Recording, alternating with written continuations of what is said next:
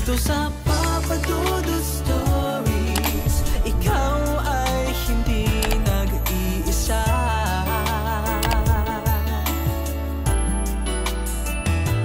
Dito sa Papa Dudut Stories, may nagmamahal sa'yo. Papa Dudut Stories, Papa Dudut Stories. Sa lahat po ng mga nakatutok ngayon, huwag pong kalimutan mag-like, mag-share at mag-subscribe. Maraming salamat po sa inyong lahat.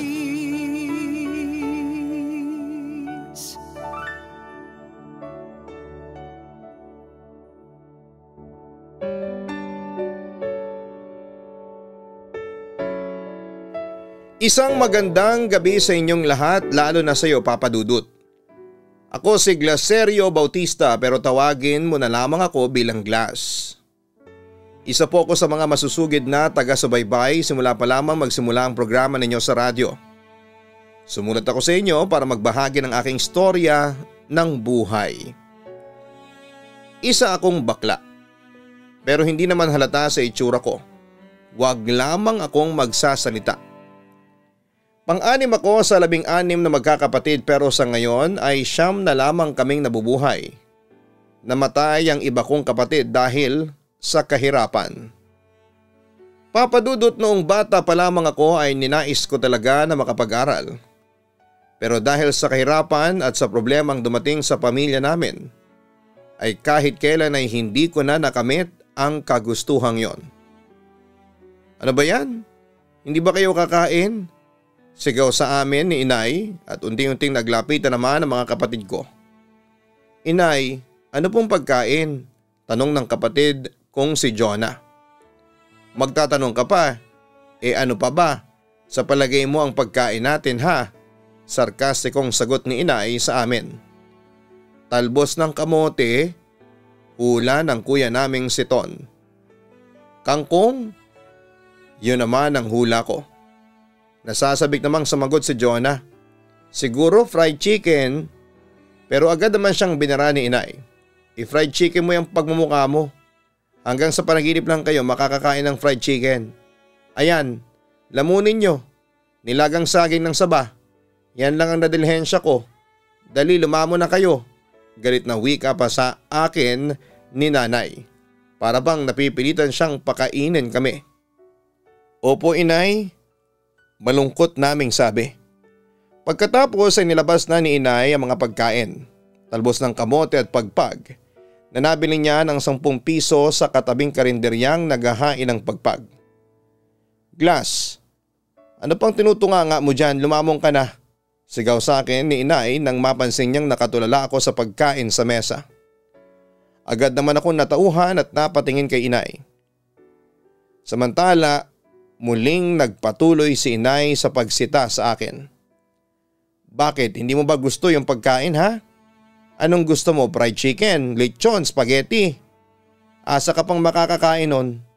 Wala tayong pambili nun, Glass. Mahirap lang kasi tayo. Mahirap. Ano, Glass? Hindi ka pa ba kakain? Baka gusto mong matadyakan kita dyan? Banta pa niya sa akin. Siyempre natakot naman ako sa aking Inay. Kaya nagpasya na lamang akong sundin siya. Opo, kakain na po ako, ang sabi ko pa sa kanya. Lahat kaming 16 na magkakapatid ay kumain noong sandaling yon. Titig 2 dahon ng tangkay lamang kami, ng talbos ng kamote at siguro'y 3 kutsara ng pagpag. Buwisit niyang tatay ninyo. Walang ibang alam kundi ang lumaklak ng alak. Batugan pa, walang silbi. Walang malasakit sa pamilya niya. Ay nako, bakit kasi hindi pa mamatay yon para mawalan na ako ng sakit ng ulo? Paninising sabi pa ni Inay na halatang aborito na sa buhay. Inay, nahihiyang panimula ko sa kanya. Pero agad siyang nagtaray sa akin. Bakit? Ano naman bang reklamo mo sa araw na to ha? Tanong niya sa akin. Hindi naman ako nakasagot dahil sa sobrang takot. Ako, may reklamo ako sa iyo. Bakit hindi ka magpakalalaki ha? Sa dinami-dami ng pwedeng mangyari sa'yo, bakit yung pagiging bakla pa? Sarkastikong balik sa akin ni mama. Inay, gusto ko pong pumasok sa eskwelahan. Diretsang pag-amin ko kay inay noon, bagamat sobrang kabado ako ng mga sandaling yon. Ngunit agad na nag-react noon si mama. Ay nako, walang pera, gastos lang yan. Sabi pa niya sa akin. At saka bakit ka pa mag-aaral? Kung yung mga kuya mo nga nabubuhay nang hindi nag-aaral ikaw pa kaya? Kami hindi naman kami nag-aaral nung bata pa kami. Pero heto, buhay pa kami. Katwiran pa ni inay sa akin. Kaya po tuloy mahirap tayo. Conclusion ko. Nairito naman sa akin si inay. Alam mo, Glaserio, tigilan mo na yung mga kaartihan mo. Mahirap lang tayo. Naintindihan mo? Kumain ka na lang dyan. Utos niya sa akin. Wala naman akong nagawa noon kundi ang manahimik na lamang at kumain. Samantala dahil nga sa lasenggo at batugan ng aming ama kaya madalas itong umuwi sa amin ng lasing. At kapag lasing siya, impyerno yon para sa amin. Palagi niya kaming pinapalo ng sinturon at tsinelas. Pero dahil nga sa bakla ako ang madalas na pag-initan at gulpihin ni Itay kapag nalalasing na siya. Papadudot ganon ang eksena sa bahay namin. Away dito, away doon. Ang aking ama ay walang pakialam sa amin. Sa madaling salita ay isa siyang iresponsable. Naghahanap buhay lang siya para sa sarili niya at ang nanay ko lang ang tanging sumusuporta sa amin. Papadudot hirap na hirap ang buhay namin noon. At may pagkakataon na sinisisi ko na ang Diyos dahil isinilang pa kami sa mga magulang na iresponsable. Sa kabilang banda, isang araw ay nagulat na lamang ako nang makita ko nagbabalot ng kanyang mga damit si inay. Bakit po kayo nag-iimpake ng mga gamit ninyo? Aalis po ba kayo? Tanong ko kay inay noon. Lalayas na ako sa bahay na to. Ayaw ko na kasi kayong makasama pa. Sumasakit na ang ulo ko sa inyo. Pasaway pa yung tiyahin mo. Kung nakikitira lang tayo sa bahay niya akala mo kung sino kong pagsabihan ako. Bakit siya bang nagpapalamon sa akin? Hindi, ang kapal na mukha niya. Galit na wika ni inay sa akin. Huwag na po kayong umalis inay. Sinubukan ko pang pigilan si inay pero tinulak at pinalo lamang niya ako sa balikat. Sawang-sawa na kasi ako sa buhay natin. Wala akong mapala sa batugan mong tatay. Kayo naman wala ding pakinabang. Sakit lang kayo ng ulo. Ay nako, sana pala hindi ako nagpabuntis ng 16 sa buwisit niyong tatay. Tila paninisi pa nito sa aming ama. Kung aalis po kayo, paano na kami? Agad namang sumagot siya sa aking tanong. E di yung tatay ninyong magaling ang mag-alaga sa inyo. Pero inay, gusto ko sanang tumutol at pigilan si inay sa kanyang pag-alis. Teka, ano bang akala mo sa akin? Alila? Katulong sa bahay na to? Hoy Glass! Hindi ako pinanganak ng nanay ko para lang maging alila ng mga buwisit na bata. Yun ang huli niyang sinabi sa akin bago siya tuluyang umalis ng bahay habang wala ang aming irresponsableng ama. Yun na nga naging simula ng kalbaryo naming magkakapatid, lalo na ako. Simula nang umalis si inay, ay palaging mainit na ang ulo ni Itay. Kahit pa hindi siya lasing, papadudot torture kung may tuturing yung ginagawa niya sa akin. Kaya hindi ko talaga maiwasan na magtanim ng galit sa kanya. Samantala bumalik noon ang aming ina at kinuha niya kaming 16 at itinara niya kami sa bahay ng aking tita na isang byuda. Akala ko papadudot ay okay at maayos na lahat pero nagkamali ako. Dahil naging malupit sa amin hindi lang si inay, kundi maging si tita at pinsan kong si Toto na kasing edad ko lamang noon. Isang araw ay nahuli ko si Toto na inaaway ang kapatid kong si Jonah. Dahil doon kahit na bakla ako ay pinagtanggol ko ang aking kapatid na babae. Nagsuntukan kami ni Toto kung saan ay nagtamo siya ng black eye at nagdugo ang kanyang ilong at nabungian pa siya ng ngipin. Nang malaman ito ni na inay at tita ay galit na galit sila sa akin. Inay, huwag niyo po akong paluin inay. Huwag po inay. Halos magmakaawa ako noon sa aking ina na huwag na niya akong hatawin ng sinturon, pero hindi siya huminto at lalong nilakasan niya ang paghataw sa akin. "Bakit mo sinuntok yung pinsan mo, ha?" Galit na tanong sa akin ni inay. "Pinagtanggol ko lang po si Jonah kay Toto." Depensa ko. "Kahit na, hindi mo dapat sinaktan ng ganon ang pinsan mo." Git pa niya sa akin. "Inay, bakit po kayo ganyan? Mas kinakampihan niyo pa si Toto kesa sa akin." Akos ako sa aking ina. "Hindi ka nag-iisip, Glass. Alalahanin mong nakikitira lang tayo sa bahay ng tita Melba mo. Kapag pinalayas niya tayo dito dahil sa ginagawa mo sa anak niya, wala tayong matitirhan. Pupulutin tayo sa kangkungan. Kanina nga nagalit na sa akin ang tita mo. Humingi na lang ako ng tawad sa ginawa mo. Buti na lang talaga at hindi niya tayo pinalayas," sabi sa akin ng aking ina. "Pero inay, hahayaan na lang po ba natin na apihin nila tayo?" Tanong ko na may pagtutol sa sinasabi niya. "Oo, hayaan mo na sila, total nakikinabang na rin naman tayo sa kanila," katwiran niya sa akin.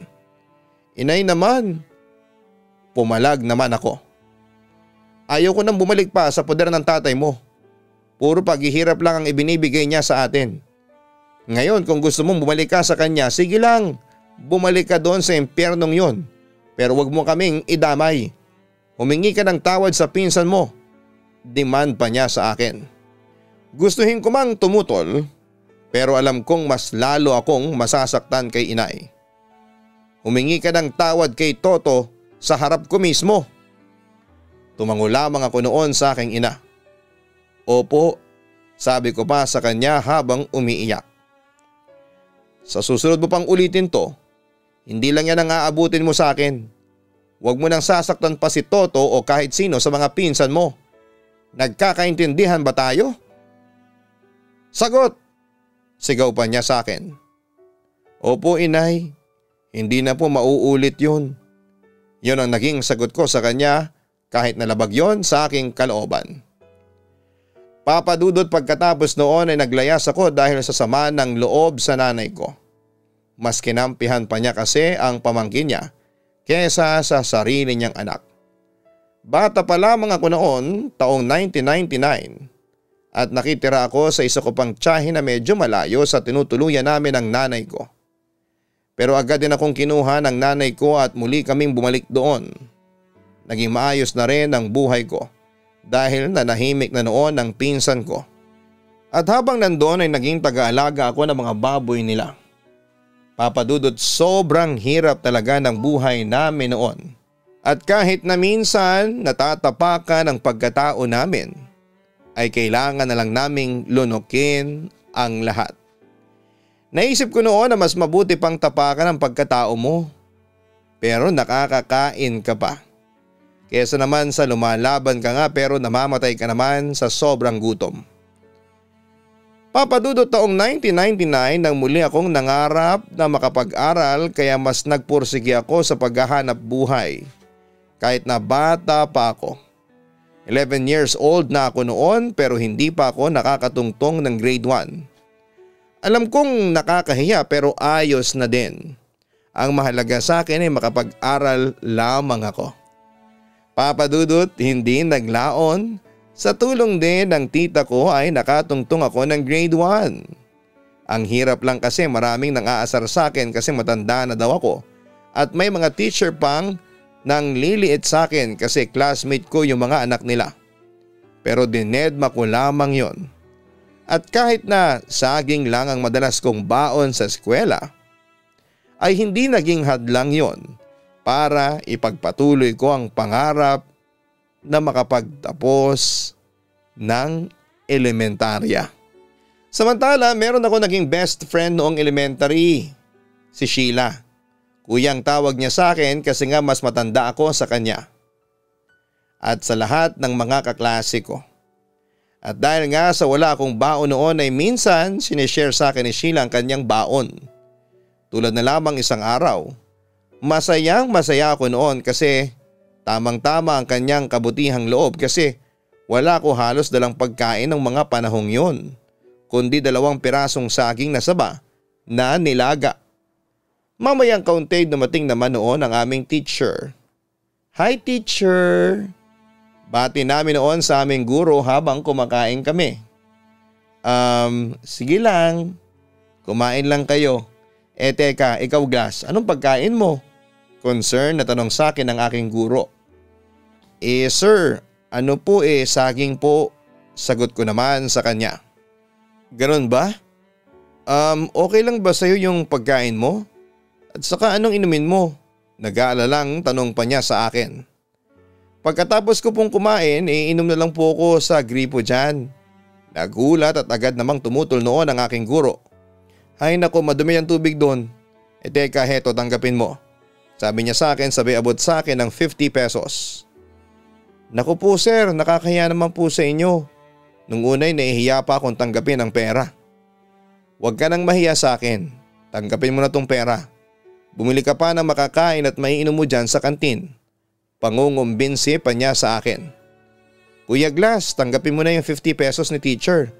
Marami ka nang mabibiling masasarap na pagkain dyan. Ganon din ang pangungumbinsi naman sa akin ni Sheila. Kaya tinanggap ko din yung perang inabot sa akin ng aking guro tapos ay taus-puso ako nagpasalamat sa kanya. Papa Dudut, ganon ang madalas na eksena tuwing recess namin. Kung hindi ako binibigyan noon ng pera ng teacher ko para pambili ng pagkain, ay binibigyan naman ako ng mga kaklase ko. Pero syempre nahihiya rin ako noon kaya nag-isip ako ng paraan para magkaroon ng trabaho. At yun nga, Papa Dudut.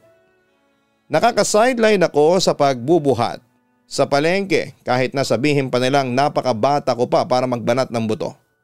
At kahit na Becky ako ay malakas at lalaking-lalaki ang tibay ng katawan ko. Samantala ay natuto akong balansehin ang pag-aaral at trabaho ko at may oras pa ako para makapagpahinga. Nagpatuloy ang aking sakripisyo hanggang sa magbunga naman ito at napakaganda para sa pundasyon ng aking kinabukasan. Congratulations Glass! Pang-anim ka sa pinakamataas sa klase, bate sa akin ng aking guro. Hindi naman po ako makapaniwala noon sa aking narinig. Talaga po? Oo. Kaya ikaw, pagbutihan mo pa ang pag-aaral mo ha. Kailangan mas tumaas pa ang ranggo mo sa mga susunod na gradings. Sabi pa niya sa akin. Opo sir, promise po. Mag-aaral po ako ng mabuti. Sabi ko naman sa aking guro. Anyway, pagkatapos ng 4th grading, i-interviewin ka ng principal at division superintendent para sa acceleration program mo. From grade 1, bala ka na sanang i-accelerate sa eskwelahan sa grade 4. Pahayag pa niya sa akin. Talaga po sir? Hindi rin ulit ako makapaniwala sa sinabi niya. Madali ka kasing natuto at saka para makahabol ka na rin. 11 years old ka na, dapat sa edad mong 14 o 15 tapos ka na sa elementary. Naniniwala kaming lahat na kaya mo yung acceleration program. Sabi pa sa akin ng aking guro. Salamat po sir sa pagtitiwala. Sabi ko sa aking guro. Kaso bigla akong may naalala noon. Kaso po sir hindi ko po alam kung makakapag-aral pa ba ako sa susunod na taon. Baka hindi na po kasi kayanin ng tita ko yung gasto sa pag-aaral sa akin. Marami na po kasi siyang pinag-aaral ang sabi ko pa sa aking guro. Ganon ba? Pero wag mo munang isipin yon Glass. Huwag kang mawala ng pag-asa. Isipin mo makakapag-aral ka pa rin next year. At saka kami nang bahala sa iyo. Ihahanap ka namin ng scholarship. Yun naman ang pangako niya sa akin. Basta Glass ipagpatuloy mo lamang ang pag-aaral mo ng mabuti. Huwag kang mawawala ng pag-asa. Huwag kang magbabago. Aniya. Opo sir, makakaasa po kayo sa akin. Yun naman ang binitawan kong pangako sa kanya. Papa Dudut, kahit nahirap ako sa buhay ay nagawa ko pa rin na makapasok noon sa honor roll. Una naging top 6 lamang ako. Pero dahil na rin sa inspirasyon at hindi matawarang pagsisikap ay naging top 1 din ako. Samantala ay nakapasa din ako sa acceleration program at kinalaunan ay naging scholar din ako ng eskwelahan na pinapasukan ko. Pero Papa Dudut, Hindi rin naging madali sa akin ang lahat dahil mas tumindi ang mga pagsubok na dumarating sa buhay ko. Samantala isang balita noon ang natanggap namin ni tita at mama at sa totoo lang ay hindi ko alam kung ano ang mararamdaman ko ng mga sandaling yon. Patay na ang asawa ko, narinig kong sabi ni mama sa aking tiyahin. Aba bakit? Anong nangyari sa kanya? Nagtatakang tanong ni tita. Sabi ni Roger napatay daw ang asawa ko sa inuman. Nakaburol na ngayon ang asawa ko doon sa mga kamag-anak niya. Kwento pa ni mama sa amin. Nakikiramay ako sa inyo, Nieves.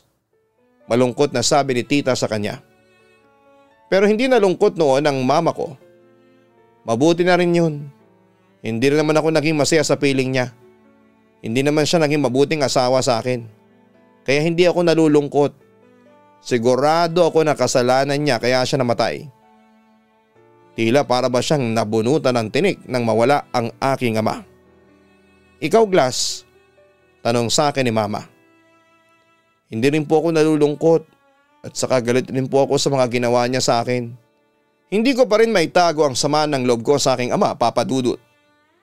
Pero tatay mo pa rin siya, sabi pa sa akin ng tita ko. Bahala na po siguro ang Diyos sa kanya, simpleng sagot ko na lamang sa kanya. Teka, wala ba kayong balak na umuwi sa burol niya? O sisa pa sa amin ang tiyahin ko? Wala naman kaming pera bahala na sila doon. Tipid na sagot ni mama. Ipagdarasal at ipagtitiri ko na lang ng kandila ang asawa ko mamaya. Sabi na lamang niya. Papa Dudut, marami pa ang pagsubok na dumating sa buhay ko. Pero hindi ako nagpatinag. Natapos ko din ang elementarya nang dahil sa aking pagsisikap. Pero dahil sa mabigat na trabaho at obligasyon ay hindi na ako nakapagpatuloy ng high school. At kahit na may pagkakataong nahihinto ako sa pag-aaral, ay hindi pa rin ako nawalan ng pag-asa. Nagsumikap ako kaya taong 2003 ay nakabalik ako sa pag-aaral. Akala ko'y magiging tuloy-tuloy na ang lahat pero nagkamali ako dahil may dumating na namang bagong pagsubok sa akin. Nagkaroon ako ng problema noon sa aking trabaho. Nga pala yung sweldo mo, ayaw pa rin ibigay ng amo mo. Aba ang kapal ng mukha niya. Siya pa ang nagalit sa akin. Siya na nga yung may atraso. Siya pa ang nagmamalaki.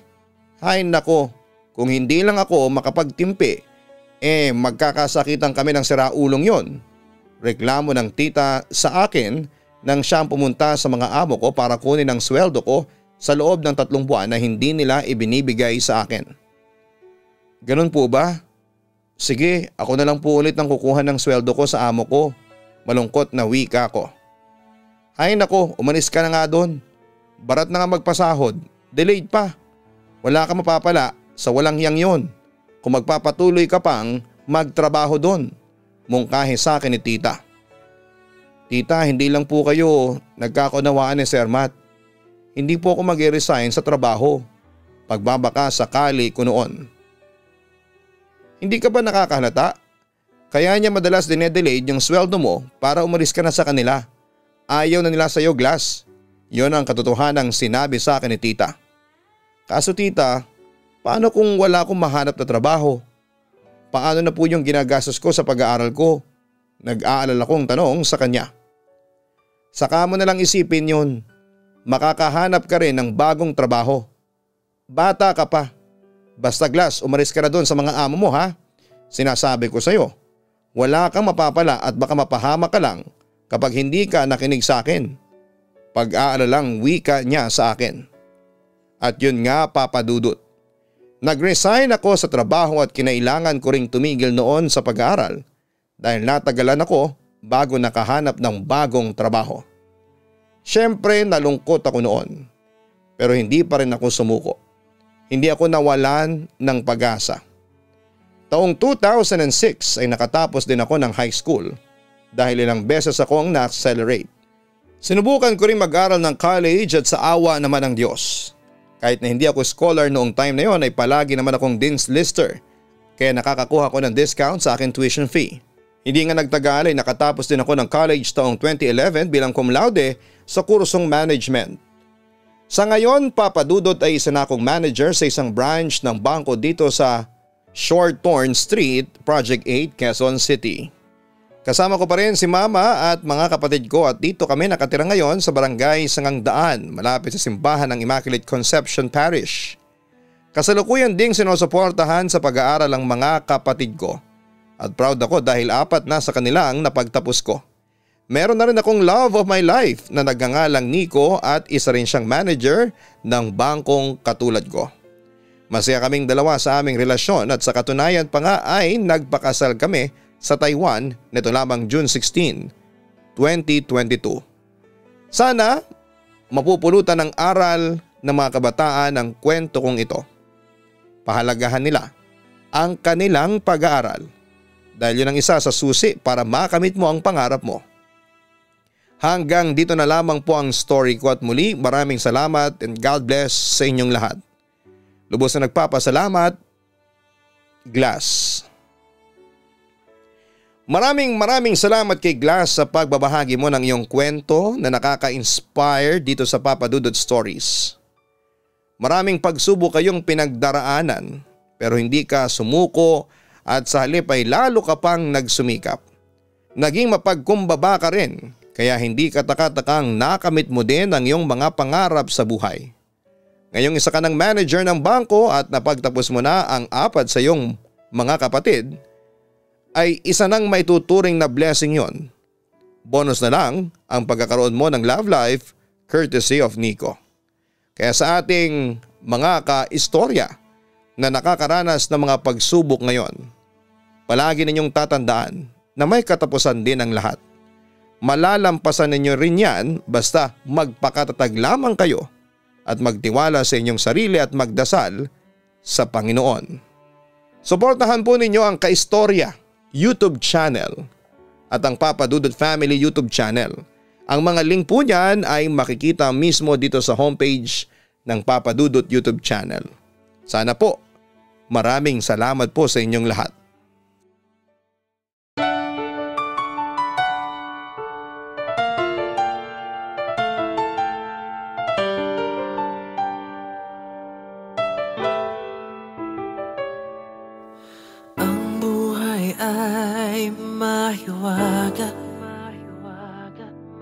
Laging may lungkot at saya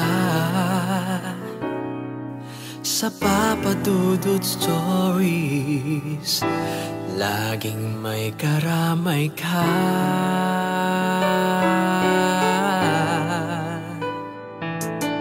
Mga problemang kay bigat, dito ay pakikinggan ka. Sa Papa Dudut Stories, kami ay iyong kasama. Dito sa Papa Dudut Stories, ikaw ay hindi nag-iisa.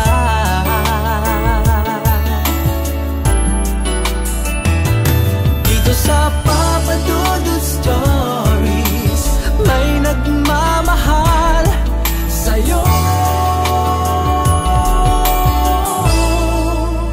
Papa Dudut Stories, Papa Dudut Stories,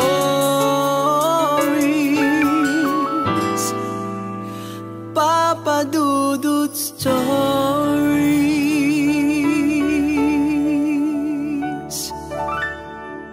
Hello mga ka-online, ako po ang inyong si Papa Dudut. Huwag kalimutan na mag-like, mag-share at mag-subscribe. Pindutin ang notification bell para mas maraming video ang mapanood ninyo. Maraming salamat po sa inyong walang sawang pagtitiwala.